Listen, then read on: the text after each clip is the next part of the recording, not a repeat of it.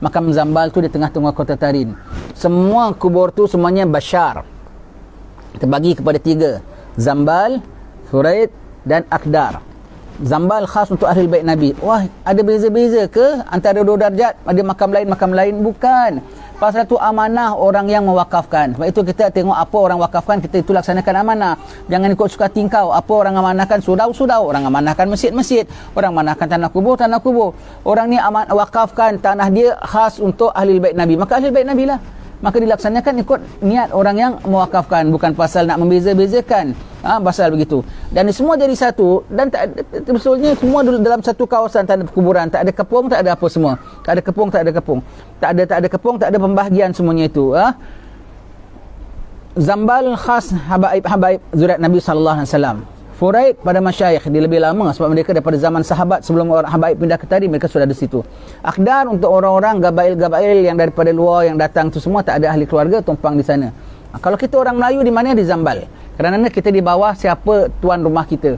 Kita di bawah pada habaib, maka kita berkubimi kat dekat makam Zambal. Kita dekat makam Zambal.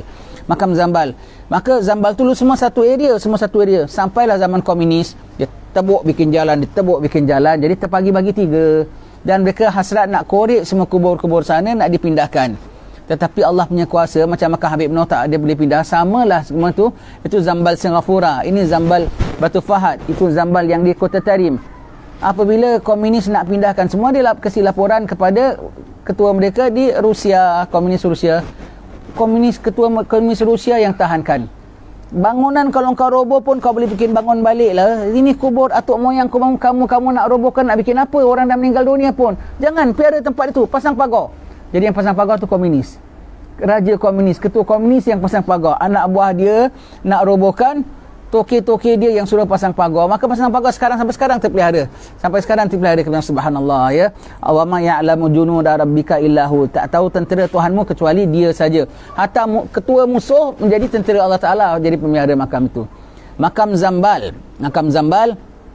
pada zaman yang awal ke bumi di makam Zambal ialah Sayyidina Ali Khalid Qasam. Sayyidina Ali Khalid Qasam ini, beliau ini selalu Rasulullah sallallahu alaihi wasallam kelihatan di Jabal Furid. Jabal Furid tu di belakang rumah saya. Habib Omar bilang, ni Jabal Furid belakang rumah Abu Zaki ni, jadi saksi. Orang selalu jumpa Rasulullah di sini. Allah, tahu jumpa Rasulullah. Dan orang Tarim kalau jumpa Rasulullah tu tak payah tanyalah jumpa mimpi ke jumpa yaqadzah. Sebab mereka memang tak pernah tidur punya orang. Jadi macam mana nak jumpa dalam mimpi?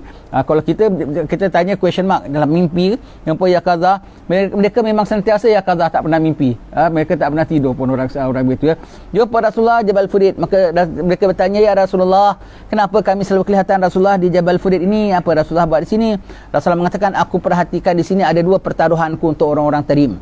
2 cucuku di sini. Satu Sayyidina Ali Khalid Qasam, satu Sayyidina Faqil Muqaddam. Kalau kau buat dia happy, aku reda. Kalau kau orang Tarim tak buat ni kedua happy, aku tak reda sama kamu. Jadi begitu dia Tarim mengatakan perlu adab. Sayyidina Ali Khalid Qasam ni di antara karamahnya ialah apa tuan-tuan sekalian? Beliau ini pada zaman beliau tidak tinggal di Kota Tarim, boleh dikatakan kecuali wali belaka. Kerana apa? Tidaklah Sayyidina Ali Khalid Qasam ni, dia kalau ucap salam kepada Nabi sallallahu alaihi wasallam, assalamualaikum ayuhan nabi wa rahmatullahi wabarakatuh.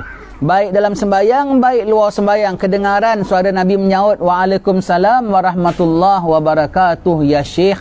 Dan yang dengar bukan hanya dia saja, jemaah dia pun dengar. Jemaah dia pun dengar. Kalau sampai boleh dengar suara Nabi secara yaqadzah dalam sembahyang, boleh dengar suara Nabi, itu apa tu maknanya? Wali belaka. Sayyidina Ali Khalid Qasam yang mula kebumikan di situ. Kemudian zaman Sayyidina Al-Faqil Muqaddam kebumikan di situ. Sayyidina Al-Faqil Muqaddam adalah wali besar. Dia sebelum meninggal dunia, dia penghulu ahli barzah. Imam Haddad pernah ditanya tentang kedudukan Sayyidina Al-Faqil Muqaddam. Adakah kedudukan Sayyidina Al-Faqil Muqaddam tu sama dengan kedudukan Sayyidina Isa di kalangan anbiya? Marah Imam Haddad, jangan cakap begitu. Kedudukan Sayyidina Al-Faqil Muqaddam bukan seperti kedudukan Sayyidina Isa di sisi anbiya, tapi kedudukannya seperti Sayyidina Muhammad di sisi anbiya, iaitu Sayyidul Anbiya yang Sayyidul Awliya. Sayyidina Al-Faqil Muqaddam besar, magam dia cukup tinggi ya, cukup tinggi, sehingga sebelum dia meninggal dunia lagi, dia mimpi jumpa guru dan meninggal dunia, selalu panggil calling dia. ya Sayyidina Fakir Makadam lekas selamati, kita dah tunggu ni kamu di sini dan nak raikan di sana, sebab penghulunya belum masih hidup lagi ya, penghulunya masih hidup, nantilah ajal aku belum sampai, nanti dah sampai aku mati ya. Yalah, begitu ya. Orang ni wali-wali punya cerita ya. Allah, mereka Sayyidina Fakir Makadam dikebumikan di situ ya.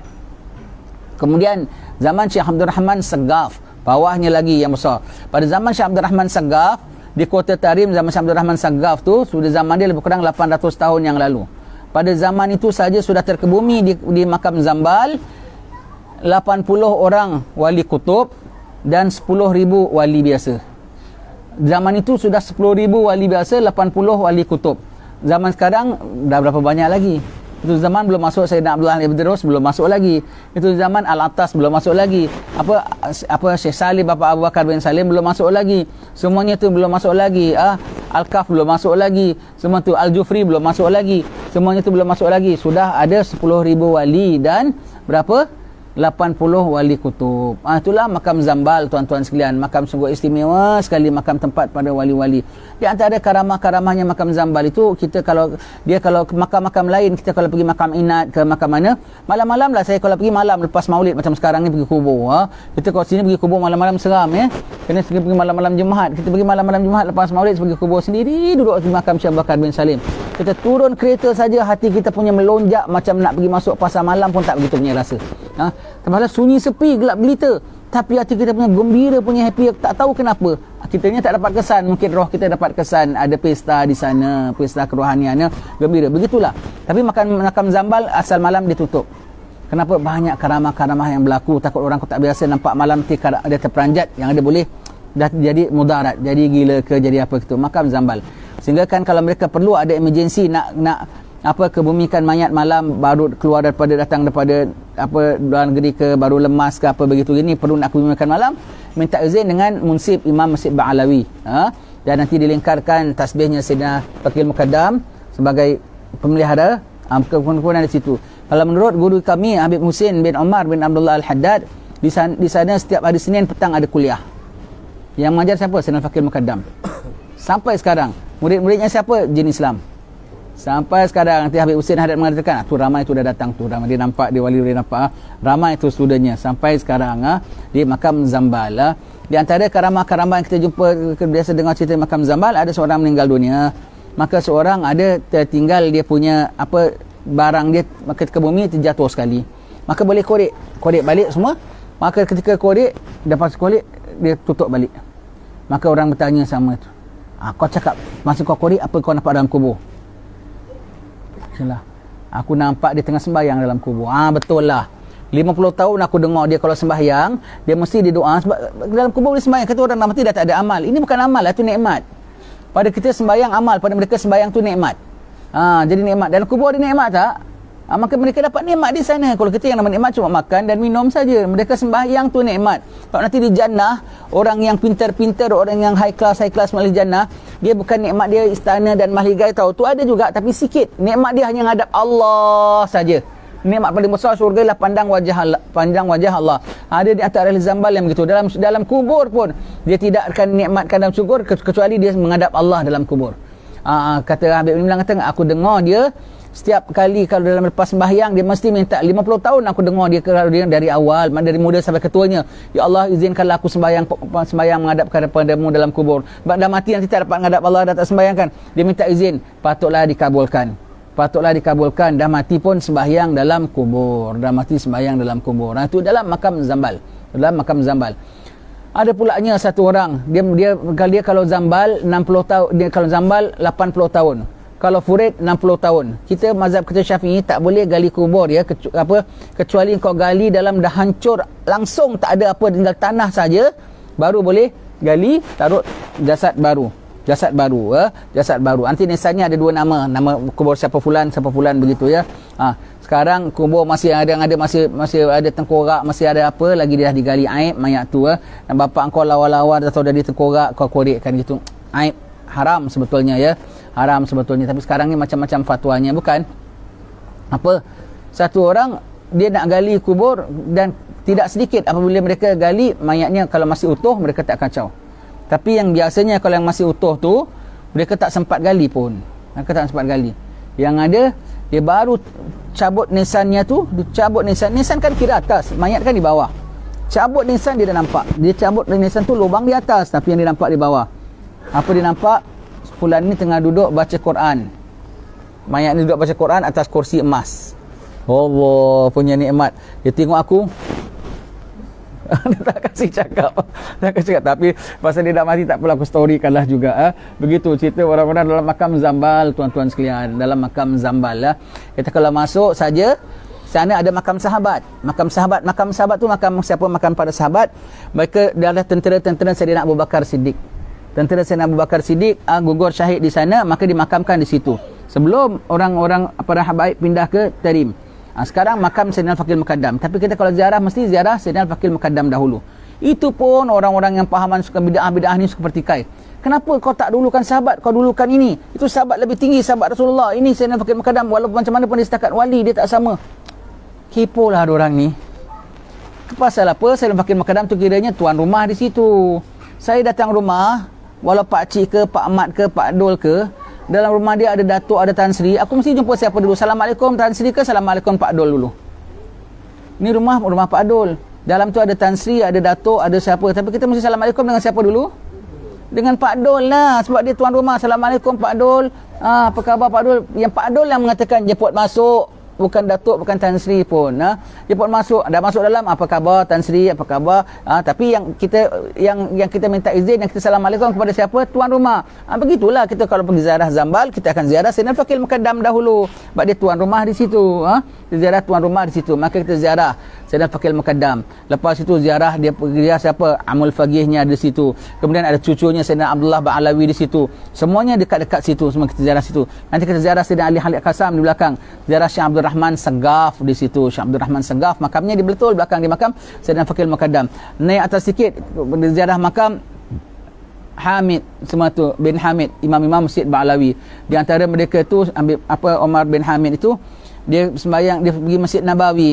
Dia sembahyang di Masjid Nabawi, dia sembahyang Nabawi. Adat pada habaib kita ni tak suka nak rushing ke depan.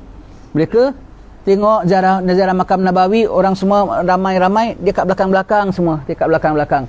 Tiba-tiba pengawal masjid, pengawal makam tu panggil. Ada di sini siapa nama Fulan bin Fulan, Omar bin Hamid?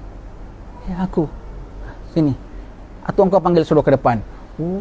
Atau engkau panggil suruh ke depan. Bermakna yang jaga makam tu pun wali lah, boleh connection dengan Nabi, boleh cakap semua begitu. Atau kau panggil ke depan. Allah, menangis dia. Atau kau panggil suruh ke depan, suruh ke depan. Sekarang yang jaga makam bukan main lagi, amboi.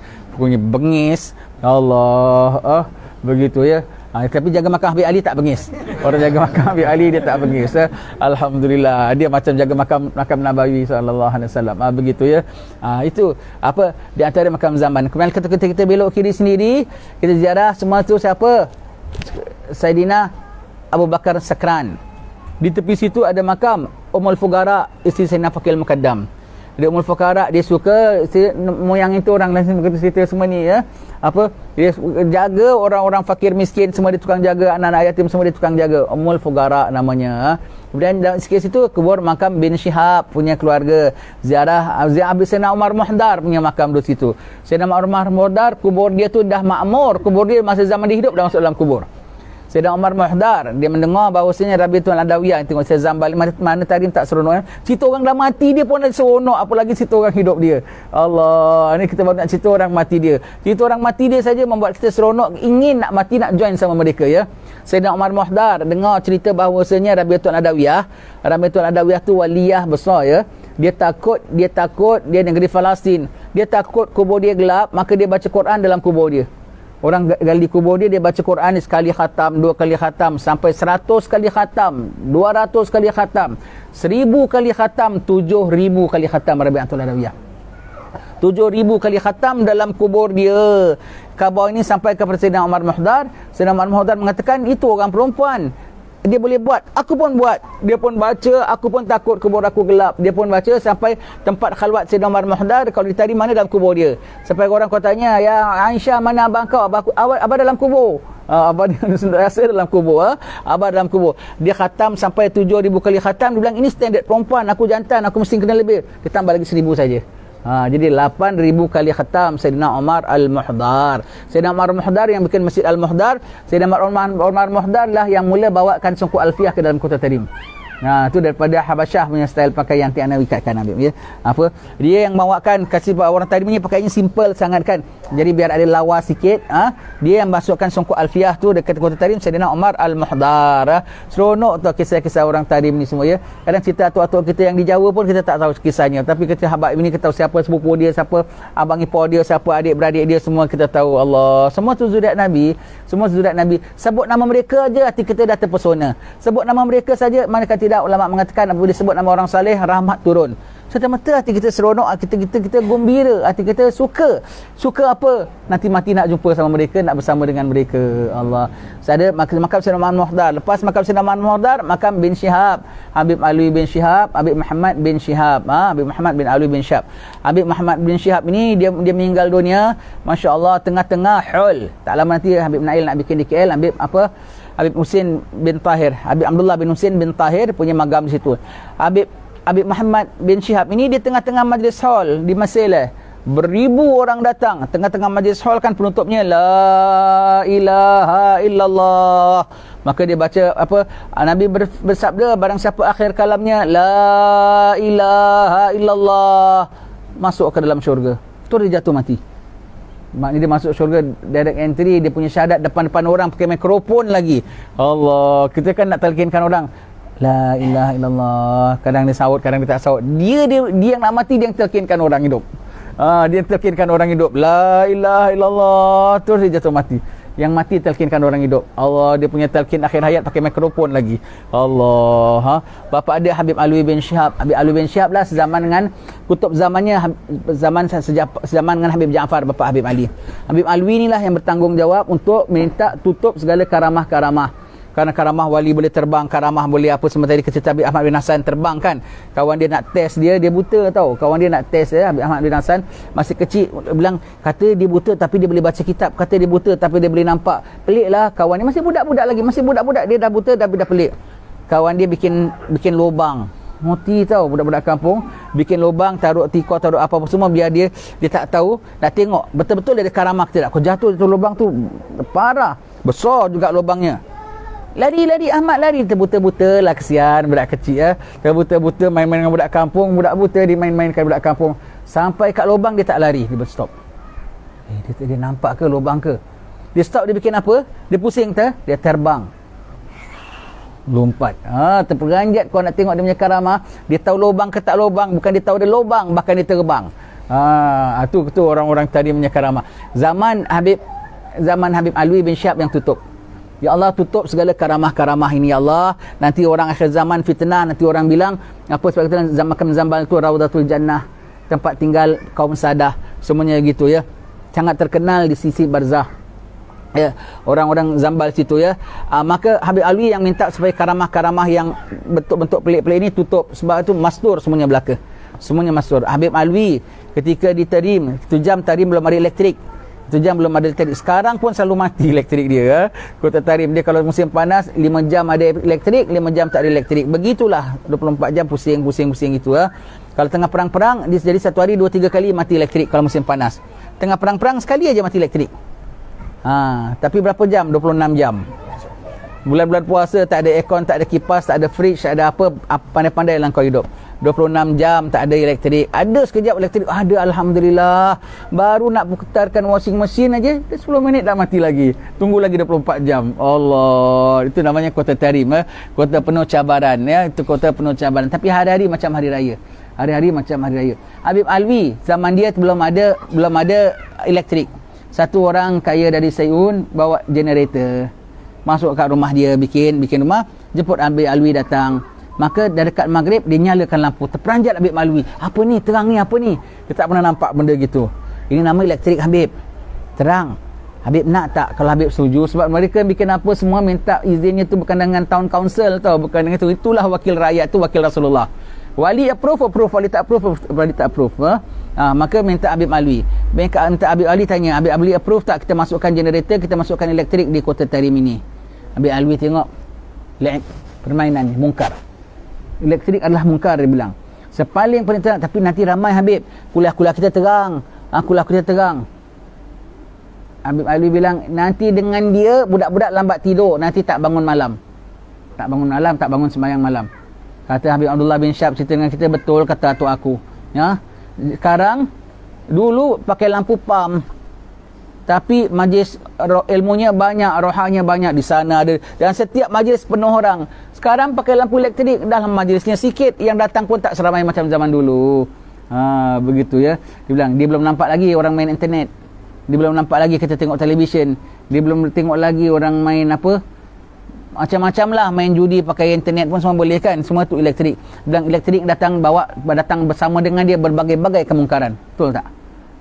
Kat rumah kita saja berapa banyak kita pakai elektrik untuk manfaat, berapa bagai untuk main-main.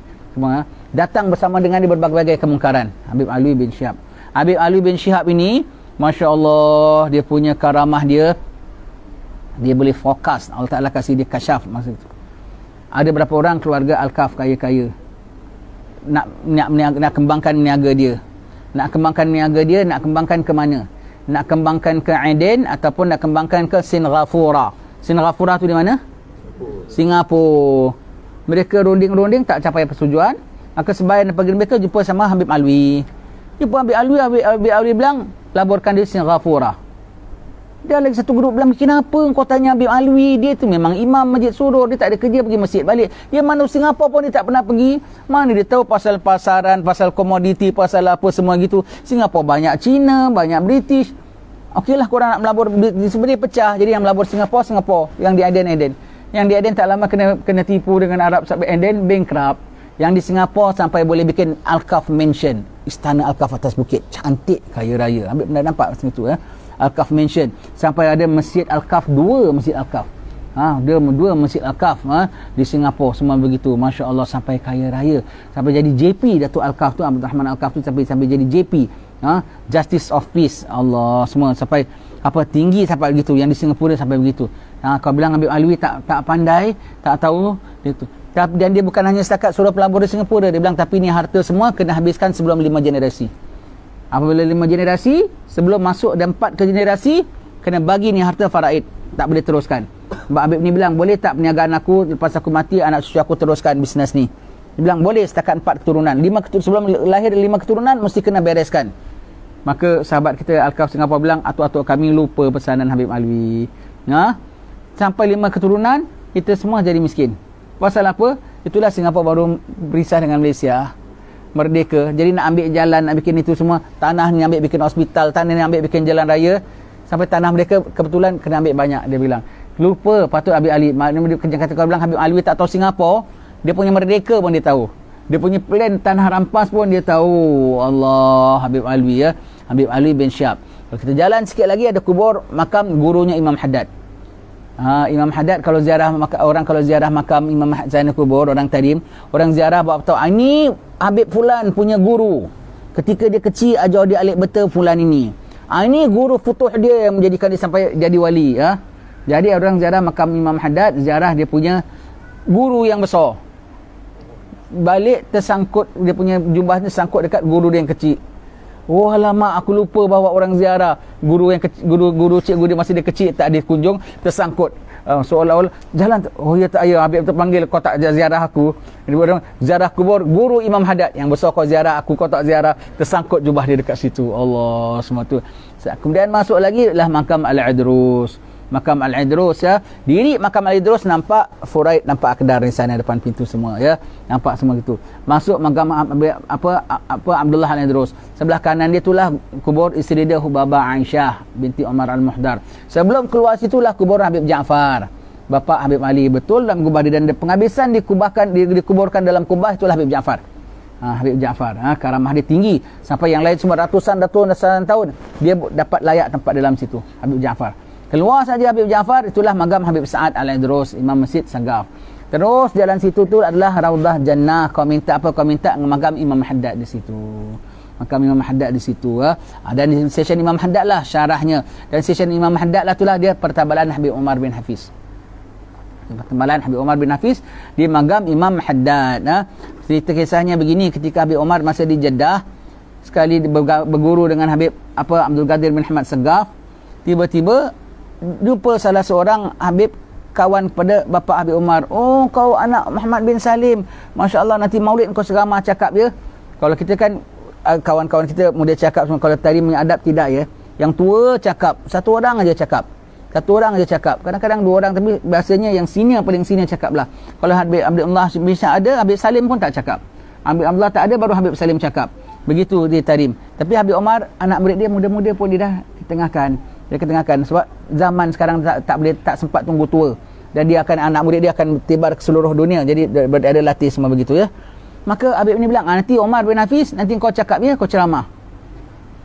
Habib Umar tak berani. Dan Habib Umar ngadu sama guru dia, Habib Abdul Qadir, Habib tu tadi suruh aku ceramah nanti malam, aku tak berani lah Habib, aku takut, aku lari aku tak datang maulid malam ni, minta excuse lah, pergi Masjidil Haram ke apalah begitu ya. Habib Abdul Qadir, tak apa Umar, jangan bimbang, kau tak payah pergi mana, kau stay, memang kau tak payah cakap malam ni, belum waktunya pun amboi, belum waktunya, tengok waktunya bila. Dah senang hati Habib Umar. Apabila habis komunis dah jatuh, subhanallah, Habib Abdul Qadir bin Ahmad sampai ke Tarim, mereka sambut macam kita sambut Habib Umar kalau datang sini macam mana. Maka apabila dah ceramah, dah ziarah Zambal, sampai di tempat stesen Imam Haddad, Habib Abdul Qadir panggil, mana Umar? Maka kata Habib Bakar, dia bilang aku ada di situ. Kita pun tanya Umar. Habib Abdul Qadir panggil, ada apa Habib? Ingatkan nak suruh ambil air ke, nak suruh ambil kitab ke apa kan? Kemarin aku bilang belum waktunya kan, sekarang dah waktunya. Allah, yang kemarin dia tak berani, ini lagi depan Habib Hasan Syatiri, depan Habib Salim Syatiri, depan Habib Abdullah bin Syihab, dengan Habib Abdul Qadir ni, Ahmadnya sendiri pun ada. Pasal dia punya convocation dia. Kemarin aku bilang belum waktunya kan, sekarang dah waktunya cakap. Itulah first Habib Umar cakap depan umum di Kota Tarim. Begitu kisah makam Zambal, tuan-tuan sekalian. Makam Zambal, subhanallah, kalau mati di sana khatam, paling tidak tak tahu dah, sementara nak tunggu mayat ke bumi ke dalam kubur, tak tahu dapat 10 kali khatam ke 20 kali khatam. Cukup banyak yang khatamkan. Semua datang baca satu juz sampai berapa berset-set yang Quran satu juz tu, berset-set ulang lagi di atas kubur lain. Tengah orang nak ke bumi, mereka baca lagi. Dan lepas itu 3 hari 3 malam ada khatam atas kubur.